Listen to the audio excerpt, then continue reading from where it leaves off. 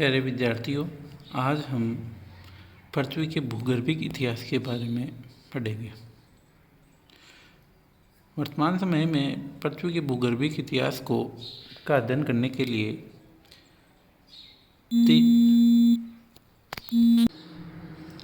पृथ्वी के इतिहास को सबसे पहले बड़े भागों में बांटा गया है, जिसे एरा कहते हैं, अर्थात कल्प। प्रत्येक जो कल्प है उसे पुनः क्रमिक रूप में व्यवस्थित किया गया और इस प्रकार के जो कल्प के भाग हैं उनको युग कहते हैं, इपोक, EPOCH, इपोक कहते हैं। इपोक को कई नाम दिए गए हैं, जैसे प्राथमिक, द्वितीयक, तृतीयक और चतुर्थक। इपोक को पुनः अलग अलग छोटे छोटे उपविभागों में रखा गया, जिन्हें शक कहा गया, पीरियड्स। प्रत्येक शक का एक टाइम पीरियड निर्धारित किया गया और उस टाइम पीरियड में कौन सी चट्टानों का निर्माण हुआ, कौन से जीव विकसित हुए, पृथ्वी पे कौन कौन सी घटनाएं हुई, उनका अध्ययन किया जाता है। सबसे पहले जब हम बात करें तो प्री कैम्ब्रियन युग, प्री कैम्ब्रियन शक का प्रारंभ आज से लगभग 70 करोड़ वर्ष पूर्व हुआ और 60 करोड़ वर्ष तक इसका समय रहा। इस काल में पृथ्वी सर्वप्रथम वायु अवस्था से तरल अवस्था में पुनः ठोस भूपटल का निर्माण हुआ। उसके पश्चात वायुमंडल का विकास हुआ और पृथ्वी के सिकुड़ने तथा ठंडा होते रहने से जलवाष्प कणों का घनीभवन हुआ, जिससे वृष्टि हुई और नदी और सागरों का निर्माण हुआ। गर्म जलवायु थी, उसका हिमयुग के कारण क्रमभंग हुआ। ताप तथा दाब के कारण प्री कैम्ब्रियन युग की चट्टानों का सर्वाधिक रूपांतरण हुआ। प्री कैम्ब्रियन शक में केवल सागरीय वनस्पति का ही उद्भव हो सका था तथा गर्म सागरों में नरम त्वचा वाले रीढ़ विहीन जीवों का उद्भव हुआ, परंतु प्री कैम्ब्रियन शक में स्थल भाग जीव रहित थे। इसके बाद में हम बात करते हैं कैम्ब्रियन युग की, कैम्ब्रियन शक की, कैम्ब्रियन पीरियड की। कैम्ब्रियन पीरियड का समयावधि 60 करोड़ वर्ष पूर्व से 50 करोड़ वर्ष पूर्व तक था। इस शक की जो कुल अवधि थी वो लगभग 10 करोड़ वर्ष रही तथा इस शक में पृथ्वी के ऊपर छिछले सागरों का विस्तार हुआ तथा स्थल भाग पर सागरों का प्रसार तथा उतार होता रहा। इस शक में ग्रेट ब्रिटेन के वेल्स, उत्तर पश्चिमी स्कॉटलैंड, पश्चिमी इंग्लैंड, कनाडा तथा USA में कैम्ब्रियन चट्टानों का निर्माण हुआ।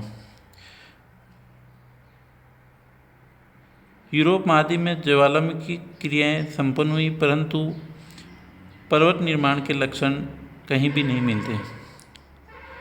धरातल पर सभी जगह गर्म और समान जलवायु का विस्तार था। वनस्पति का उद्भव केवल सागरों तक सीमित था। सागरों में प्राय रीढ़ वाले जीवों का उद्भव हुआ। कैम्ब्रियन काल में जो सागरीय जीव थे, वर्तमान में उनके उदाहरण नहीं देखने को मिलते।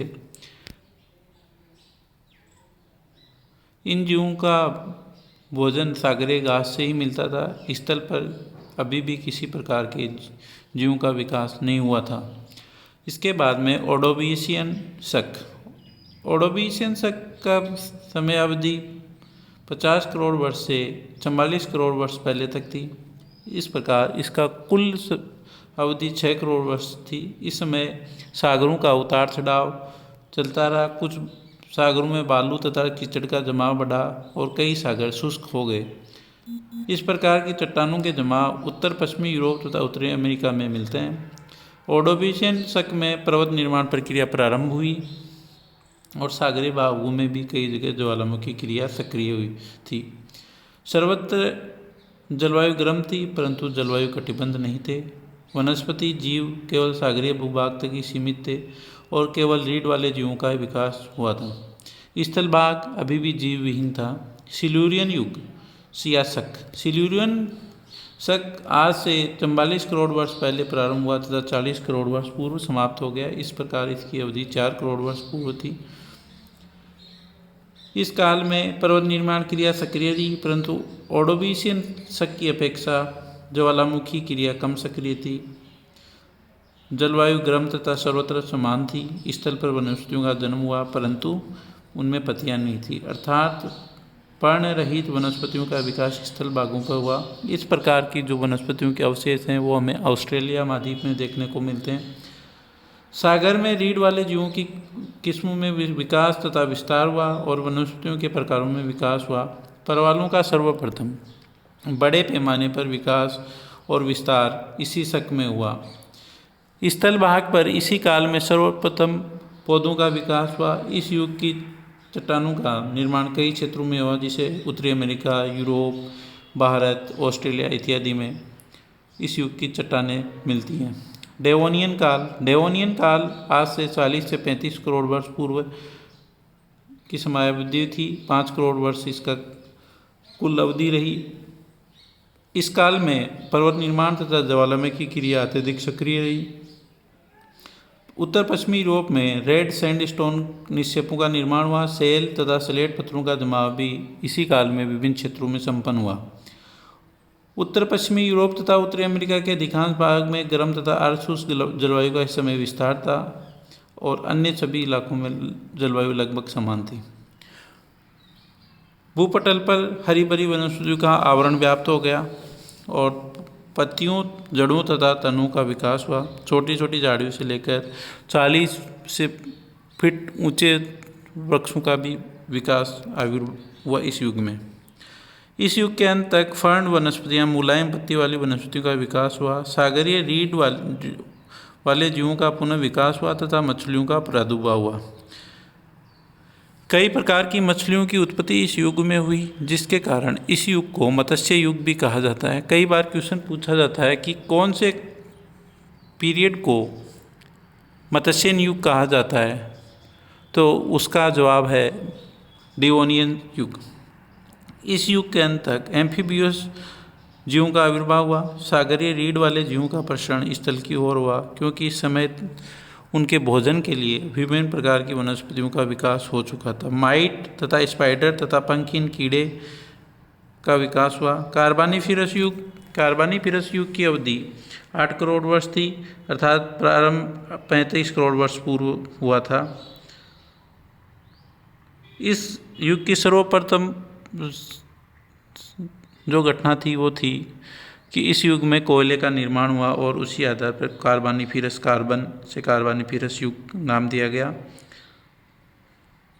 इस काल में स्थल पर रेंगने वाले जीवों का आविर्भाव हुआ, रेप्टाइल्स का आविर्भाव हुआ। इसके बाद में परमियम पीरियड 27 से 22.5 करोड़ वर्ष पूर्व रहा। इसकी कुल अवधि 4.5 करोड़ वर्ष थी। इसमें भूपटल में भ्रंशन के कारण आंतरिक झीलों का निर्माण हुआ। यूएसए में एप्लेशियन का आविर्भाव हुआ इसी युग में तथा पोटाश की रचना हुई, पोटाश के भंडारों की रचना हुई। दक्षिणी गोलार्ध इस समय अधिकांश रूप से हिमयुग के अधीन था। ज्यों ज्यों जलवायु में मौसमी परिवर्तन बढ़ता गया, सदाबहार वृक्षों का अनुपात घटता गया। इसी युग में पतझड़ वृक्षों का विकास हुआ। जल क्षेत्र में सागरीय जीवों की अधिकता का अनुपात कम हुआ, क्योंकि स्थलीय भागों पर वनस्पति तथा जीवों की संख्या बढ़ने लगी।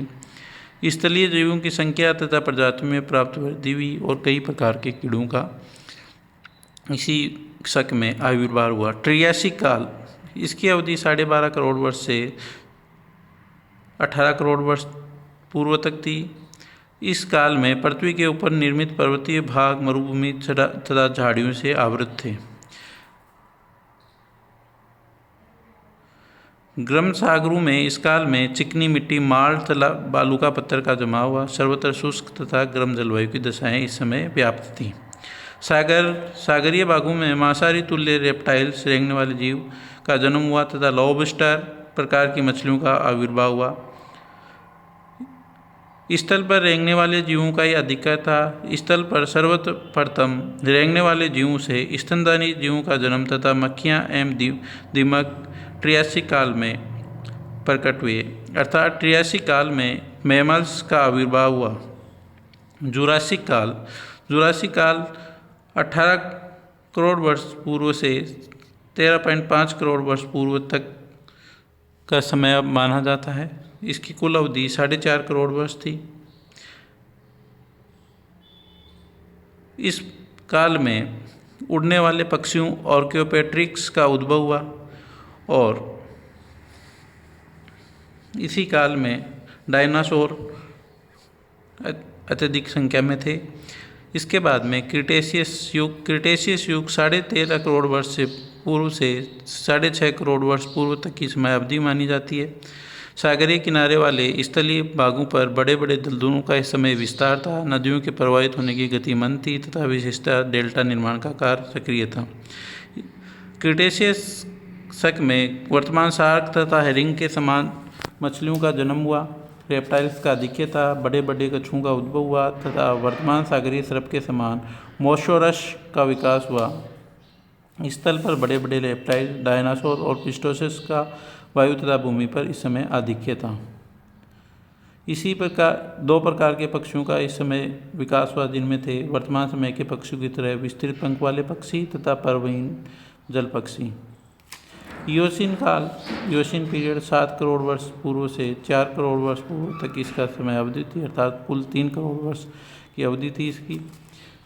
इस समय यूरोप महाद्वीप के अधिकांश जो भूभाग थे वो नीचे दशकने के कारण सागरीय भाग में विस्तार हुआ और दक्षिणी इंग्लैंड में वर्तमान मलाया की भांति उष्णकटिबंधीय वनस्पति का आविर्भाव हुआ। इस समय बड़े पैमाने पर ज्वालामुखी क्रियाएं हुई, जिसके कारण उत्तर में आर्कटिक क्षेत्र, स्कॉटलैंड तथा आयरलैंड तथा प्रायद्वीपीय भारत पर लावा का जमाव हुआ। प्रायद्वीपीय भारत में दक्कन ट्रैप का निर्माण इसी काल में हुआ।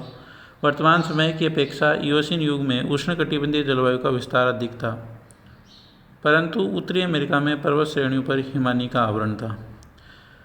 इसी काल में म्यांमार में प्राचीन बंदर तथा गिबन का आविर्भाव हुआ और हिमालय की रचना प्रारंभ हुई। और ओलिगोसीन शक 4.5 करोड़ वर्ष पूर्व से 2.5 करोड़ वर्ष पूर्व अर्थात 1.5 करोड़ वर्ष की इसकी समय अवधि थी। इस युग में स्थल भाग में प्रसार तथा विस्तार एवं जल भाग में संकुचन और ह्रास हुआ। पूछहीन बंदर का आविर्भाव ओलिगोसीन शक में हुआ। ये मनुष्य के पूर्वज के रूप में प्रकट हुआ था, ऐसा माना जाता है। मायोसीन काल या शक 2.5 से 1.1 करोड़ वर्ष पूर्व अर्थात इसकी कुल समयावधि 1.4 करोड़ वर्ष थी। शक्तिशाली भूहलचलों के कारण इस सागरीय क्षेत्र में संकुचन तथा ह्रास हुआ और स्थल भाग का विस्तार हुआ। भूमध्य सागर के चारों तरफ आवर्त हो गया था। एशिया तथा यूरोप महाद्वीप के स्थलीय भाग एक दूसरे से संलग्न थे। अधिक वर्षा के कारण इन क्षेत्रों में अपर्दन में वृद्धि हुई। अज्ञात भूहलचल के कारण आल्प्स पर्वत श्रेणी का निर्माण हुआ तथा हिमालय की द्वितीय श्रेणी अर्थात लेसर हिमालय का उत्थान हुआ तथा महा हिमालय अर्थात ग्रेटर हिमालय की ऊंचाई में इसी काल में वृद्धि हुई।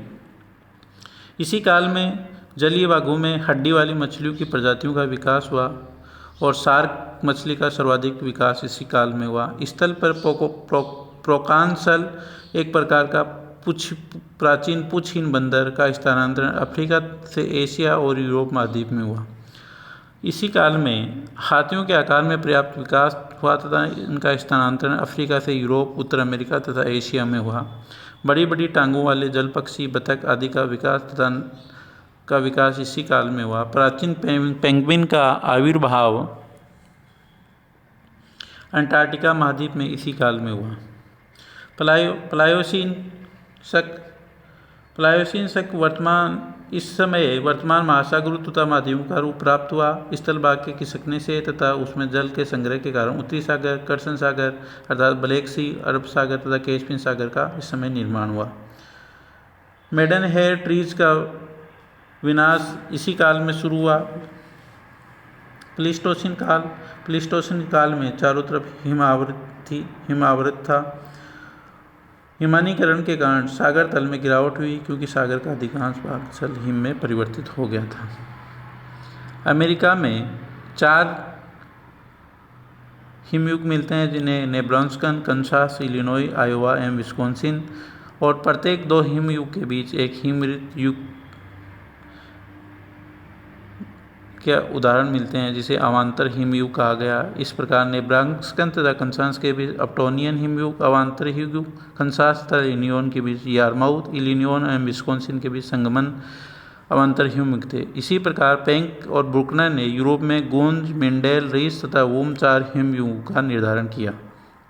होलोसीन शक प्रारंभ काल 10,000 वर्ष पूर्व से वर्तमान समय तक इसका माना जाता है। वर्तमान समय होलोसीन अथवा प्लास्टोसीन उपरांत काल के नाम से भी जानते हैं। आज से 10,000 वर्ष पहले इस युग के प्रारंभ में हिम चादर का उत्तरा रिट्रीट सक्रिय था। प्लीस्टोसीन युग के समय हिमानीकरण के फलस्वरूप ब्रिटेन यूरोप से जुड़ गया था, परंतु इस युग में हिम के पिघलने से वह यूरोप से अलग हो गया।